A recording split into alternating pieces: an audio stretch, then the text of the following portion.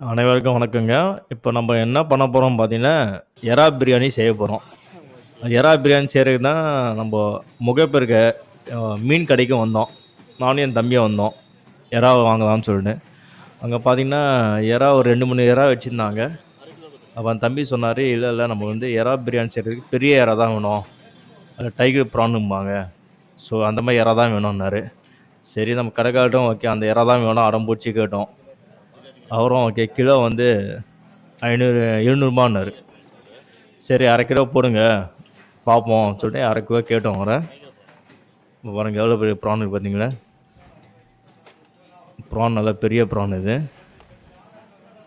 Okay 1/2 kilo தான் வாங்கணும். ஏன்னா நம்ம வீட்டில் சாப்பிட்ற ஆளும் கிடையாது. ஓகே அதான் நண்டுலாம் இருந்துச்சு பாருங்கள். நண்டும் பார்த்தீங்கன்னா ஒரு 2, 3 வகை வச்சுருந்தாங்க நண்டு. பச்சை கலர் நண்டு கலராக இருந்துச்சு, அதுவும் இருந்துச்சு நண்டு. நண்டு பார்த்தீங்கன்னா அதெல்லாம் ஃப்ரெஷ்ஷாக இருக்கும் உங்கள்கிட்ட. அதுக்காக தான் இவன் கடைக்கு வர்றது எப்போதுமே. இவர் எப்போதுமே கடை ஓப்பன் இருக்கும். அது சண்டே பார்த்தீங்கன்னா ரொம்ப கூட்டமாக இருக்கும் அவங்க கடை. இந்த கடை எங்கே இருக்குன்னு பார்த்தீங்கன்னா, நம்ம 7M பஸ் ஸ்டாண்ட் இருக்குது பார்த்தீங்களா? அதுக்கும் நம்ம விஜயா பேங்குக்கும் நடுவில் இந்த கடை இருக்கும். இங்கே பார்த்தீங்கன்னா மீன் எல்லாமே ஃப்ரெஷ்ஷாக இருக்கும். இங்கே வவ்வால் மீன் பார்த்தீங்களா? வவ்வால் மீன் வெள்ளை கலரு, கருப்பு கலரு. அதேமாரி உங்களுக்கு சண்டே மட்டும் வரும்போது கொஞ்சம் முன்னாடியே வந்துடுங்க நீங்கள். ஏன்னா சண்டே வந்து ரொம்ப க்யூ நிற்கும், இங்கே ரொம்ப கூட்டமாக இருக்கும். அதேமாதிரி இவங்களும் க்ளீன் பண்ணி கொடுத்துருவாங்க. இப்போ எறாவை பார்த்தீங்கன்னா இவங்களே க்ளீன் பண்ணி எறாவை க்ளீன் பண்ணி நம்ம கொடுத்துட்டாங்க. நல்லா ஃப்ரெஷ்ஷாக இருக்குது பார்த்தீங்களா எல்லாமே. சரி மீன் பேர்லாம் நமக்கு தெரியாது, அதான் மீன் பேர் எதுவும் சொல்ல உங்களுக்கு. இதான் நம்ம இன்க்ரீடியன்ஸ் பாருங்கள். ப்ரான் வந்து ஒரு 500 கிராமு, பாஸ்மதி ரைஸு ஒரு 500 கிராமு, வாட்டர் ஒன்றுக்கு ஒரு கப் அரிசிக்கு 1.5 cup water, onion 250 gram, tomato தக்காளி 200 gram, ginger garlic paste 125 gram. Ginger garlic paste வந்து நம்மளே வீட்டை அரைச்சா நல்லாயிருக்கும். இதான் நம்ம எறா பார்த்தீங்கன்னா, எறா வந்து இப்போ தான் க்ளீன் பண்ணி ஓகே வச்சுருக்கோம். எவ்வளோ பெருசாக இருக்குது பார்த்தீங்களா ஒரு சைஸும். இந்த சைஸ் பெருசாக இருந்தால் தான் உங்களுக்கு பார்க்கவும் நல்லாயிருக்கும், டேஸ்ட்டும் நல்லாயிருக்கும். அப்புறம் நம்ம தம்பி வந்து ஆனியன் கட் பண்ண ஆரம்பிச்சிட்டாரு. அவர் வந்து ஒரு 4, 5 ஆனியன் எடுத்தார். ஆனியன் கட் பண்ணி அதே மாதிரி தக்காளியும் அவர் கடையெல்லாம் வேலையை ஆரம்பிச்சிட்டார். அவர் தக்காளியும் கட் பண்ண ஆரம்பிச்சிட்டார். அவர் இந்த தக்காளி கட் பண்ணிட்டோம் பார்த்தீங்களா? தக்காளி கட் பண்ணியாச்சு. ஒரு சின்ன பாத்திரம், பட்டை, லவங்கம், ஏலக்காய், அப்புறம் தயிர், இஞ்சி பூண்டு பேஸ்ட்டு. இஞ்சி பூண்டு பேஸ்ட்டு நம்ம அரைச்சா நல்லது, அப்போ தான் டேஸ்ட்டும் நல்லாயிருக்குங்க. இந்த பாஸ்மதி ரைஸு ஊற வச்சுருக்கோம் பார்த்தீங்களா? இது அட்லீஸ்ட் ஒரு 1/2 அன் ஊற வைக்கணும், அப்போ நல்லாயிருக்கும். இந்த ஃப்ரெஷ் கொத்தமல்லி, கொத்தமல்லி நல்லா ஃப்ரெஷ்ஷாக நல்லா பச்சை கலராக வாங்க நல்லாயிருக்கும். இன்னைக்கு காஞ்சி போனால் வேணாம், யூஸ் பண்ணாதீங்க.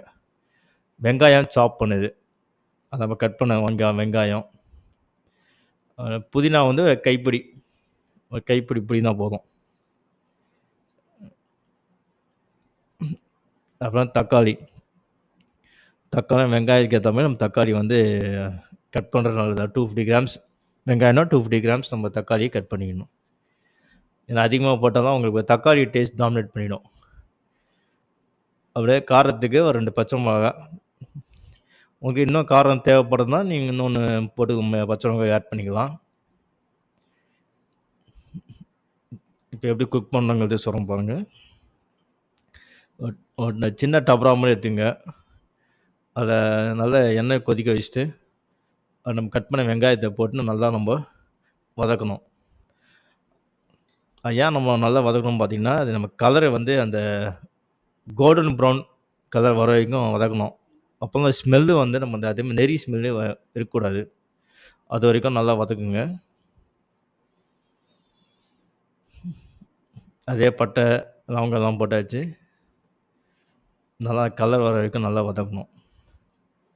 அதுக்கப்புறம் நம்ம இந்த கொத்தமல்லி ஆட் பண்ணி அதையும் நல்லா வதக்கணும். நீங்கள் வதக்கிட்டே இருக்கணும். ஏன்னா நீங்கள் வந்து கொஞ்சம் நீங்கள் இது போட்டால் அடி பிடிச்சிரும். அப்புறம் புதினா 1 பை 1 நம்ம என்னென்ன கட் பண்ணி வச்சுருக்கோமோ 1 பை 1 நம்ம போட்டு நம்ம வதக்கிட்டே இருக்கணும். நாங்கள் என்னென்ன போடுறோமோ அதுவே நீங்கள் ஃபாலோ பண்ணுங்கள். அப்போ தான் டேஸ்ட் நல்லா வரும் உங்களுக்கு. அதேமாதிரி பச்சை மிளகா பச்சை மிளகா 2 தான் போட்டிருக்கோம் நாங்கள். உங்களுக்கு எவ்வளோ தேவையோ அதுக்கு ஏற்ற மாதிரி நீங்கள் போட்டுக்கலாம். உங்களுக்கு காரம் அதிகமாக வேணும்னா நீங்கள் ஒரு 3 கிலோ போட்டுக்கலாம். அப்புறம் உப்பு, மிளகாத்தூள் போட்டுக்கணும். மிளகாத்தூள் ஒரு 2 டீஸ்பூன் போட்டுருங்க. மிளகாத்தூள் போட்டிங்கன்னா கலர் உங்களுக்கு மாறும். இப்போ இஞ்சி பூண்டு பேஸ்ட் நான் சொன்ன மாதிரி தான். நீங்கள் வீட்டை அரைச்சி நீங்கள் போட்டால் உங்களுக்கு நல்லா டேஸ்ட் வரும். நல்லா ஸ்மெல்லும் நல்லா வரும். அது எல்லாத்தையுமே போட்டு நல்லா வதக்கணும். எல்லாம் மிக்ஸ் ஆகணும். பார்த்தீங்கன்னா எல்லாம் மிக்ஸ் ஆகிருக்கு பார்த்தீங்களா, அதுவே நல்லா மிக்ஸ் ஆகணும். அது வரைக்கும் நல்லா வதக்கணும் அதை. அப்புறம் தயிரும் போட்டு நல்லா மிக்ஸ் பண்ணணும். தயிர் வந்து எல்லாத்துலேயும் நல்லா மிக்ஸ் ஆகும். பாருங்கள் எல்லாமே நல்லா மிக்ஸ் ஆகும். அது வரைக்கும் நல்லா வதக்கணும். அதை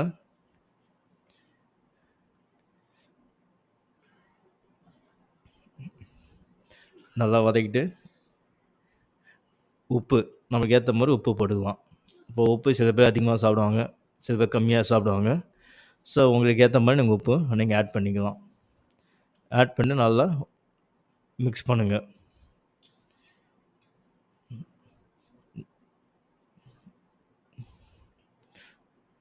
அப்புறம் நல்லா கொதி விடுங்க.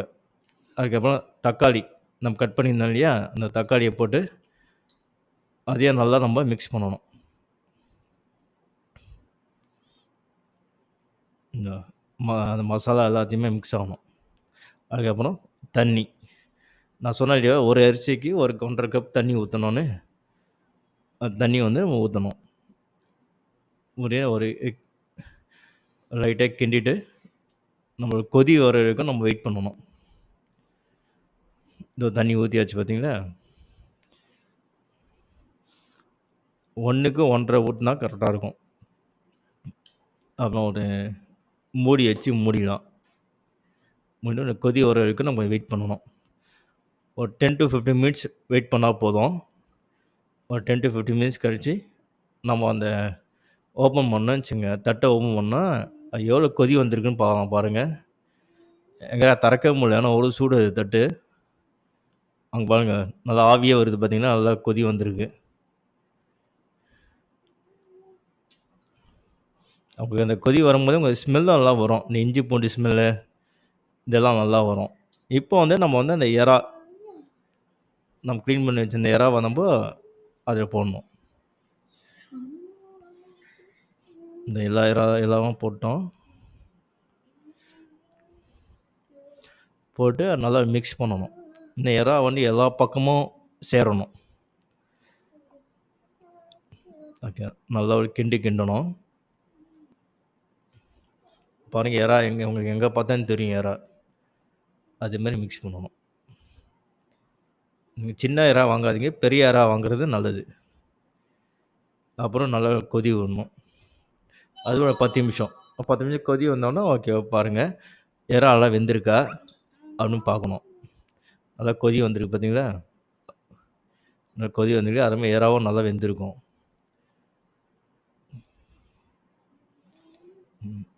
இப்போ எறா நல்லா வெந்த பிறகு நம்ம வந்து இந்த பாஸ்மதி ரைஸ் அதை வந்து நம்ம வந்து 4 பக்கம் நம்ம தூவி விடணும். ஏன்னா மிக்ஸ் ஆகணும் அதுக்காக. அதுக்கப்புறம் லைட்டாக கிண்டிட்டு திரும்பி ஒரு 15 மினிட்ஸ் கொதி விட்டுட்டு நம்ம திரும்பி செக் பண்ணணும். இப்போ பாருங்கள், இப்போ தண்ணியும் நம்ம அந்த ரைஸ் ரெண்டுமே பார்த்திங்கன்னா சரிசமமாக வந்துடணும். ரெண்டுமே ஈக்குவலாக இருக்கணும் பார்க்கறதுக்கு. இப்போ ரெண்டுமே ஈக்குவலாக வந்த பிறகு தான் நம்ம தம் போடணும். அதுக்காக தான் இப்போ செக் பண்ணது. இப்போ பாருங்கள் ரெண்டுமே ஈக்குவலாக வந்திருக்கு. ரைஸும் சரி தண்ணியும் ஒரே இதில் இருக்குது. இப்போ நம்ம தம் போடலாம்.